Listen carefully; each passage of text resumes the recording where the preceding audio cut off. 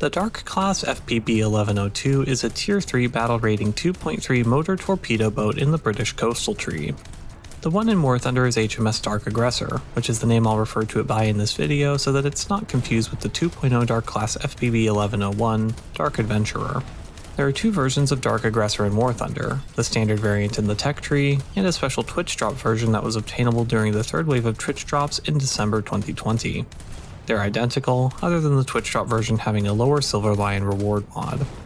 I'll be using the Twitch drop one in this video since it's more visually interesting, but they're the exact same gameplay wise. So, how well do they do in War Thunder? First, a bit of history on the Dark Class. It's a design from the Cold War, being constructed in 1954. 27 of the class were ordered, but only 18 of them were completed. They could be configured as an MTB with 4 torpedoes and a 40mm autocannon, or as an MGB with a 114mm cannon and a 40mm autocannon. A few other navies also used the Dark Class, those being the Myanmar Navy, Finnish Navy, and Japan Maritime Self-Defense Force. HMS Dark Aggressor comes outfitted as a motor torpedo boat with a single 40mm Bofors autocannon for the main gun. The 40mm Bofors is a very common naval weapon, so most players who've used the American or British tech trees should already be familiar with it. It has good dispersion and fires at a rate of about 150 shells per minute. It can fire roughly 200 shells before jamming from overheating, and regardless of how far the gun overheats, it doesn't have a noticeable effect on the cannon's dispersion. Swapping belts also only takes as long as reloading a single shell, so about 1/4 of a second. Speaking of belts, the 40mm Bofors gets 3 kinds: Universal, HE, and AP. They all have the same shell types, with the Universal belt having a 50-50 split, and the specialized belts having a 75-25 split of their respective shell types. The HE belt is generally the best at this battle rating since very few ships have any form of armor. However, the AP belt is needed to penetrate the armored river boats that Russia has, so it's worth bringing a few belts of those just in case. With both of those belts unlocked, there's not a reason to use the Universal belt unless you really don't want to bother swapping when facing armored vehicles and are fine with sacrificing some damage output for that. For Dark Aggressor's secondary armament comes 4 Mark 8 torpedoes split into 4 single launchers, aimed forward in an array that makes it easy to fire a wide spread of torpedoes. These have a great top speed and high filler, along with all right range for an MTB torpedo. Since 2.3 commonly gets up tiered to face reserve destroyers, these are worth bringing since you can get in close and surprise them with a sudden burst of lethal damage. They can also be fired off into a choke point or used against the slower barges that Dark Aggressor sometimes faces if destroyers aren't present, giving a good counter to larger vehicles that the 40mm cannon struggles to kill. For survivability, there's not much to say. Dark Aggressor has 15 crew, 4 hull segments, and a relatively small size.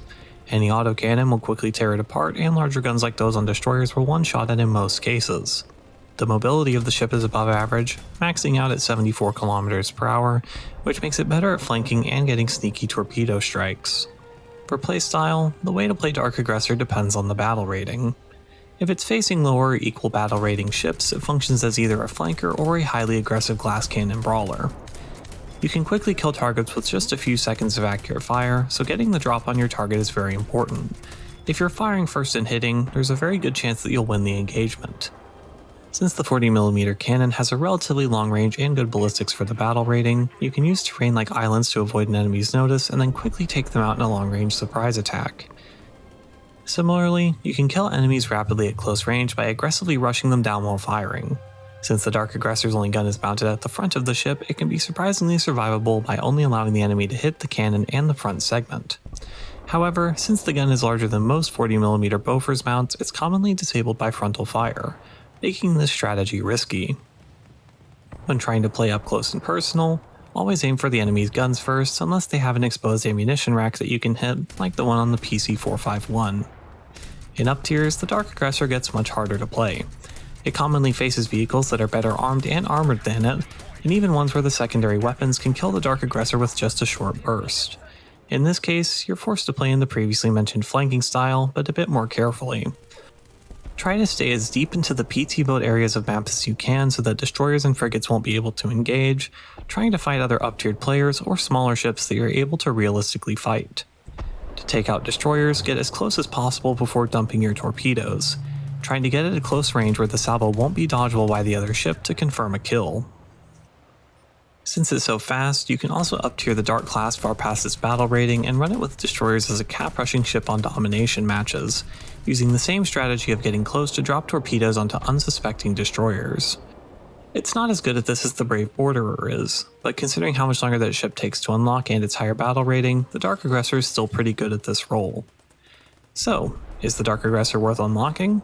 It's a great ship for its own battle rating, fun to play, and not too hard to unlock. It's also a tier 3 ship, so it can grind medium tasks and events, which is another plus. For Gaijin's events that have capturing points as an objective, it's one of the best ships in the British tech tree to do that due to its speed, especially considering its low battle rating.